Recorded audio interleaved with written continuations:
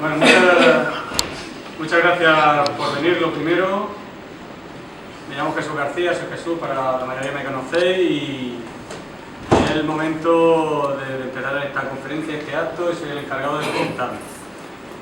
Ya he dicho que gracias por venir y lo reitero. Lo primero, creo que va a ser un rato muy agradable y muy interesante, tanto para la mente como para el espíritu. Espero que esta sesión entra en un grupo de conferencias que tendrán continuidad seguro, y está compuesta de 3 actos, ¿no? Hoy.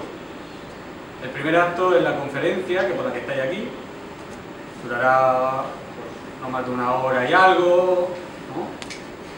Luego vendrá una tertulia, una charla coloquio, una parte de preguntas, lo que dure, no mucho más de media hora, está claro. Y bueno, y hasta ahí el acto que conocéis, ¿no? Luego, quien quiera, voluntariamente, pasará a la tercera parte, que es la tertulia. La tertulia con C. Siempre sabe que cuando se da que cuando se vienen a estos actos, parece que el momento más enriquecedor es cuando ha terminado, todo el mundo se pone de pie, están buscando a los ponentes, a los expertos, para preguntarles lo que no se han atrevido a preguntarle en la charla, ¿no? Por lo tanto, como nosotros sí nos vamos a quedar aquí a cenar, quien se quiera quedar a cenar con nosotros en la tercera parte, en la tertulia, pues que ahora lo vaya pensando, me lo tiene que decir.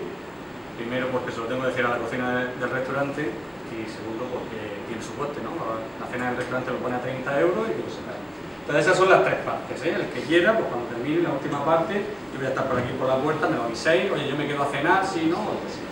Bueno, empiezo presentando a los compañeros que van a dar esta charla. La parte principal de la charla la va a dar Marcelo Jorge López Benbager, conocido como Jorge Benbager, es un nombre de autor de los 3 libros que ha escrito, y todos relacionados pues, con temas de simbología, con catedrales, y en concreto con la Catedral de Murcia, ¿no? Está La Dama de Chartres, está el libro El Templo, Itego y Canadei, y está también el último, La tumba del Papa Este es el primero, el último que tiene. Muy bien. Bueno, pues ha dado conferencia sobre este tema, es el que posiblemente más sepa de simbología de la Catedral de Murcia, por no decir de otros templos aquí en España, ¿no? Creemos que es la persona ideal para abrir este ciclo de conferencias. En la mesa le van a acompañar 2 expertos también en simbología, principalmente para intervención en la parte de la charla coloquio. Son compañeros nuestros, él es Miguel Ángel y Luis Alberto Ceruto, que ahora después tendrán también su turno de cada uno. Por los que lo conocéis, tienen, a la casualidad, no por nada, a la casualidad que tienen muchas cosas en común. Por un lado, que son expertos en simbología, está claro, y la otra parte en común es que han realizado los mismos estudios. Los 3 son licenciados en medicina y doctores en distintas especialidades, pero bueno, eso es secundario, porque aquí lo que hemos venido a hablar no es de medicina, sino... Padecemos la misma enfermedad. Sí, parecéis la misma enfermedad, pero bueno, es la casualidad. Bien. Entonces, creo que mi intervención ya termina aquí. Recordaros lo de las 3 partes, lo de la última parte de la tertulia, para que alguien me informe que se va a quedar a cenar con nosotros. Y la primera palabra se la voy a dar a nuestro compañero Miguel Ángel, porque creo que antes de nada la organización de este acto pertenece a la Escuela Inefabilista Universal. Algunos habéis preguntado en qué consiste, qué es esa escuela, qué es esa idea, y yo creo que procede, aunque no podemos extender, porque el objetivo de la simbología de la catedral, por lo menos decir una idea de qué consiste la escuela. Así que dejo la palabra a Miguel Ángel. ¿De bien? Sí. Micrófono no te doy porque ya has visto que no hay micrófono. Bueno, buenas noches a todos de nuevo. Gracias por estar aquí. Espero que esto sea un hábito saludable que se repita en el futuro. Esta noche estamos aquí para presentar la escuela, la línea de pensamiento de nuestra escuela. Yo voy a ser muy breve en eso y voy a hacer simplemente una sucinta intervención, un sucinto resumen que sirva de entrada. En el inicio de este tema, el concepto general del ser humano es como un ser que está compuesto de dos partes, cuerpo y alma. Nosotros pensamos que tenemos algo más, algo bastante más importante que eso, y que es un don que ha sido implantado en todos nosotros por una gran mano, y que ese don nos sirve para conectarnos con la red. No te oímos. Pásate para aquí. Es que tengo muy poquito. Ponte aquí en línea. Es un don que nos sirve para conectarnos con la red universal y espiritual del universo. Ese don realmente no sabemos ponerle un nombre, y por eso es por lo que hablamos de inefabilismo. Inicialmente podríamos asemejarlo como la bella durmiente que está durmiendo, que está adormecida en lo más profundo del bosque y que nosotros hemos de despertar. Y para eso, como dice el Cantar de los Cantares, Salomón nos cuenta que no despertéis a la muy bella hasta que ella así lo disponga. Si entre vosotros hay alguien que quiera despertar a su bella durmiente o hacer aflorar las bellezas ocultas de su mente, para ello va dirigido nuestro mensaje. Y para eso, como muestra bien puede valer un botón, tenemos a nuestro amigo, compañero y gran simbolista, Jordan Bagger, que nos va a desvelar los tesoros que oculta nuestra catedral, nuestra bella catedral, en su imafronte y en sus aulas. Muchas gracias, solo eso.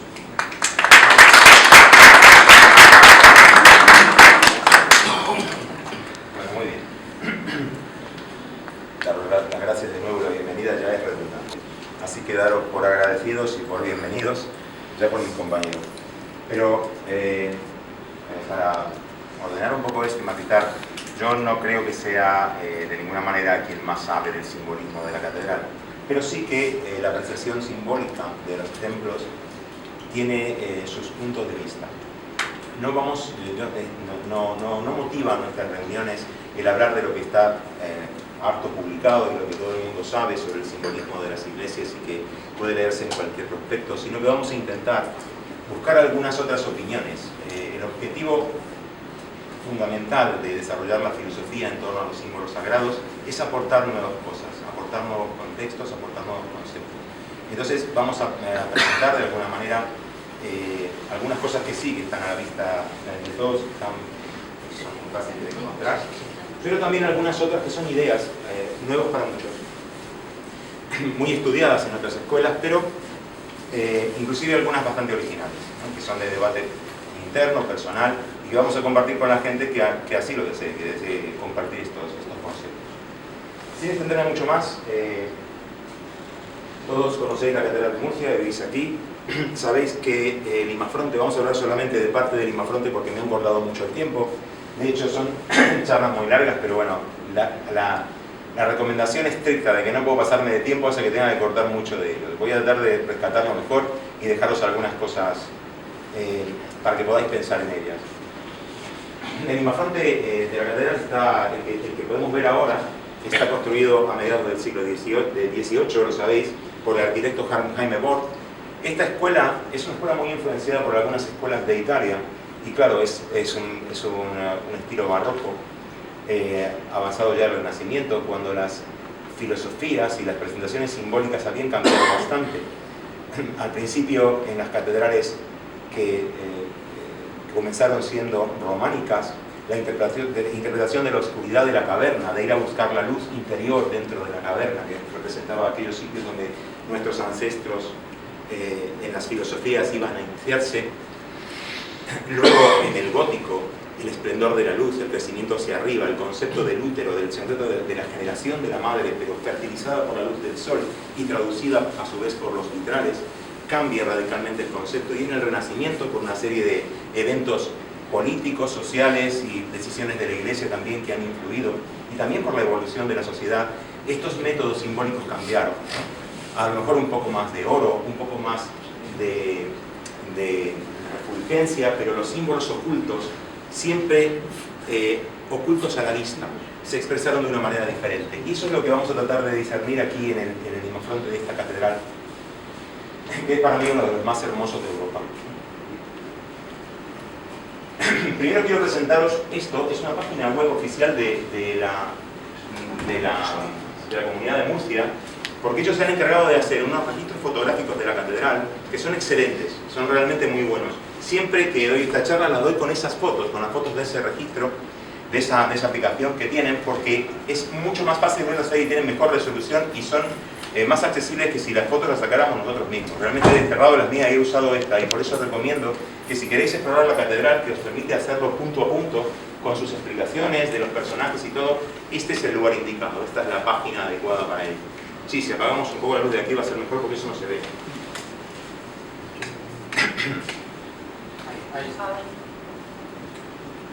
Y aquí lo tenemos.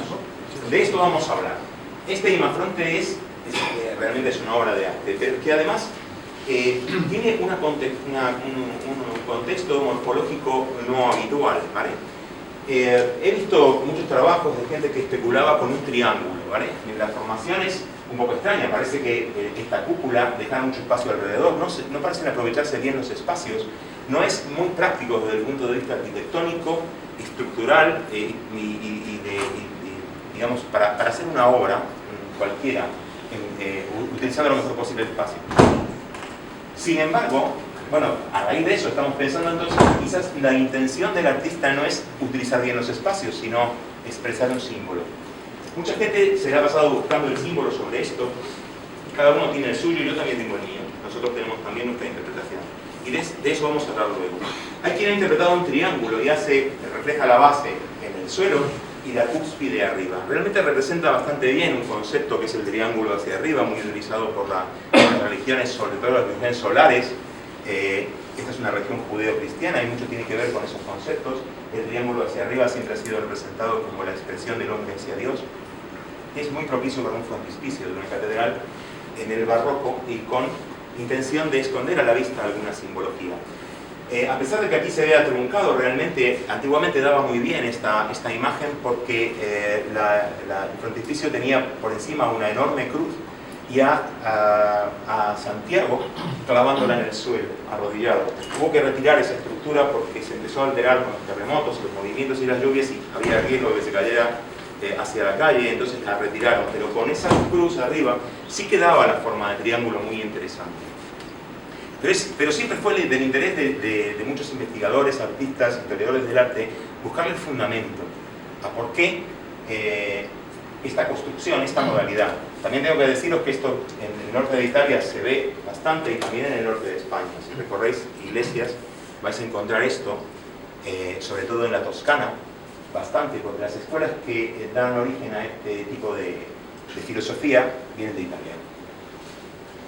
En el Renacimiento además pululaban muchísimo una serie de órdenes filosóficas muy vinculadas también a la Iglesia y al cristianismo, y en ellas se trataba esta filosofía que quedó plasmada en muchos de los templos por el propio desarrollo de los maestros de obra. Lo primero que llama la atención es, bueno, esta es la puerta principal, se llama Puerta del Perdón o Puerta Real. Se llama así porque se abre cuando viene el rey o cuando Murcia tiene autorizado un jubileo, y por eso se llama Puerta del Perdón. Y es la puerta del jubileo para que los peregrinos entren por ahí en esas fechas festivas. Pero la razón por la cual empezamos por esto es porque quiero deciros que las catedrales, las iglesias, los templos, somos digamos, la herencia de la filosofía cristiana que genera las catedrales es judeo-cristiana, es de la antigua religión hebrea. Y entonces todos los templos modelan su estructura social, es una de las funciones de la iglesia, una función social, en base al antiguo, mítico y tradicional templo del rey Salomón. Ahora hablaremos de ello. Antes voy a deciros que en la anterior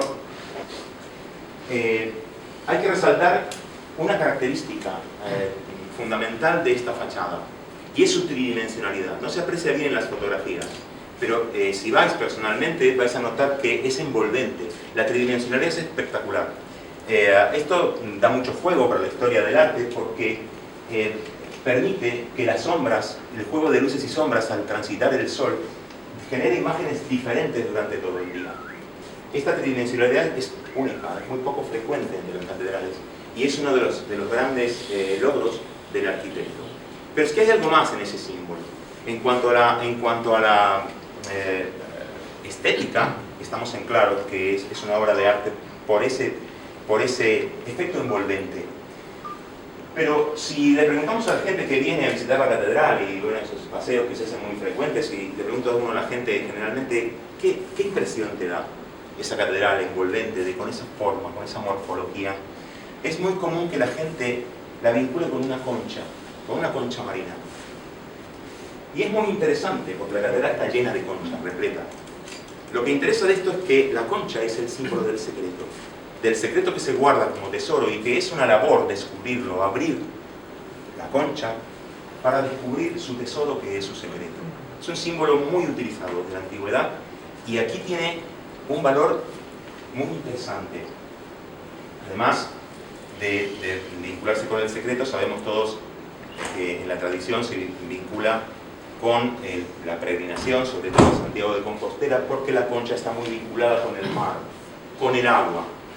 Es interesante porque es el siguiente punto de nuestra charla, la charla posterior, que probablemente vincule bastante con esto. Así que el efecto de la concha es uno de los efectos más llamativos que hace sobre la gente, y eso despierta un símbolo. Muy bien. Siguiendo con lo que estábamos diciendo, las catedrales, si bien está claro que representan la Jerusalén celestial en la tierra, son el efecto de allí donde vamos al cielo, buscar la conexión con lo espiritual, que se llama la Jerusalén celestial, y que es la representación material en el universo manifiesto. Esa es una función netamente espiritual que todas las catedrales tienen. También tiene una función social. El templo de Salomón, que es el origen de la arquitectura de las catedrales, tenía una característica primordial. A Salomón se lo reconoce como el rey fundamental de Israel, es el más importante, es el hijo directo, es aquel a quien Dios le permitió construir su templo. ¿Qué hizo Salomón para ser un rey tan importante para la historia y para la religión? Pues lo que hizo fue conseguir unir ambos reinos de Israel y Judá durante su reinado. Consiguió estructurar y estabilizar la sociedad israelita, pero de tal forma que solo duró el tiempo que estuvo él. Cuando Salomón cae, vuelven a dividirse. Al fin y al cabo se terminan perdiendo las 10 tribus y el pueblo de Israel vuelve a estar perdido. Se le atribuye a Salomón esa propiedad de unir, de estabilidad. Y es este templo la clave, el templo de Salomón, pero está representado en las catedrales, ya que nos cuenta la Biblia que si bien todo el templo era majestuoso y su majestuosidad fue reconocida hasta los confines del mundo hasta entonces conocido, había un símbolo especial que era especialmente llamativo y que daba y que era lo que más llamaba la atención de la gente y ordenaba ese templo, que eran sus dos grandes columnas ubicadas a los lados del pórtico o entrada del templo. Salomón había puesto dos grandes columnas, una que representaba el poder material y la otra que representaba el poder universal, espiritual. Está claro que esas dos columnas representaban por un lado al poder secular, al rey, quien fuera el poder secular, y la otra representaba al sacerdocio, al sacerdote a quien llevaba las condiciones divinas. La posición es que si se logra estabilizar y conectar para dar estructura a esas dos columnas, la del poder político y la del poder sacerdotal, juntas, la sociedad está estable. Ese argumento rigió la política judeo-cristiana en todo su tiempo de existencia y nos da una prueba de que es bastante efectiva cuando analizamos el tiempo del oscurantismo europeo. Cuando cae el Imperio Romano y el territorio europeo es invadido por los pueblos bárbaros, estos no llevaban esta cultura adelante y en esa época, en que se describe como oscurantismo, no hay siquiera forma de registrar los desmanes y las masacres y las pérdidas sociales, que se reconstituyeron y se reordenaron cuando Carlomagno, con el Imperio Carolingio, reestructura esta postura, rey y sacerdocio. La religión y el reino.